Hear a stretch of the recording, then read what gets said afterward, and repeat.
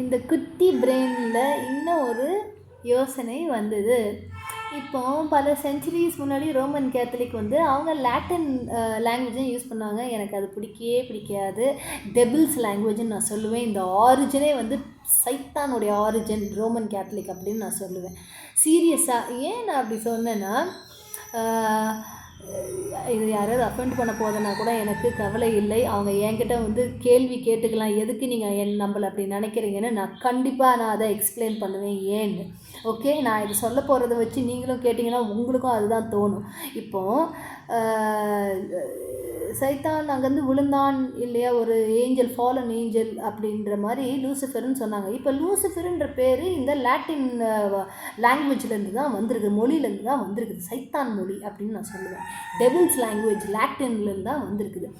அவங்க என்ன சொல்கிறாங்க, லைட் பேரர், அதாவது வெளிச்சத்தை கொண்டு வந்தவன். ஒரு இருளில் எதுவும் தெரியாமல் இருக்கும் போது வெளிச்சத்தை கொடுத்து நாலேஜை கொடுத்தவங்கன்னு சொல்லுது. அதுதான் லூசிஃபர். ஆமாம், அவன் பேர். சரி, நீங்கள் ஆனால் அவன் ஹெப்ரேயர் மொழியில் அவனுடைய பேர் வந்து ஹெலேயல். சரி, இப்போ ஏன் நீங்கள் அதை உண்மையை மறைச்சிங்க?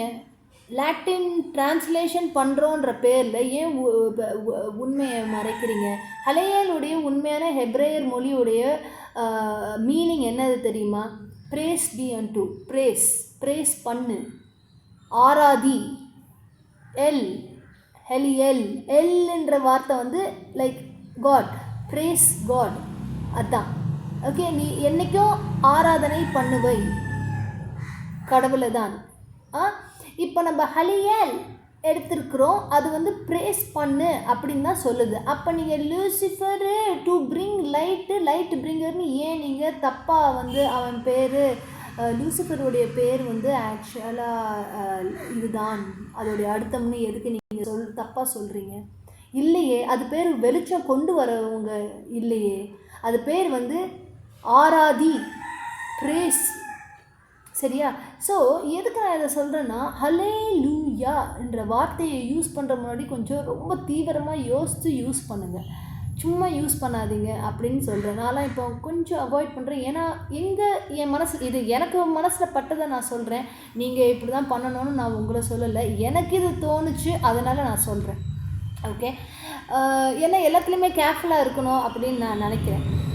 ஸோ ஹல்லேலூயான்னு நம்ம சொல்லும் போது யா அந்த கடைசியாக முடியுது இல்லையா, ஹல்லேயல் லூயா. ஹெப்ரேயர் மொழியில் ஹல்லேலூயா, கிரெக்கரில் ஹல்லேலூயா.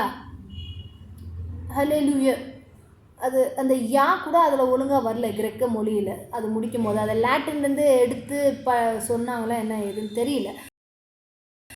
Means praise you Yah to Yahweh.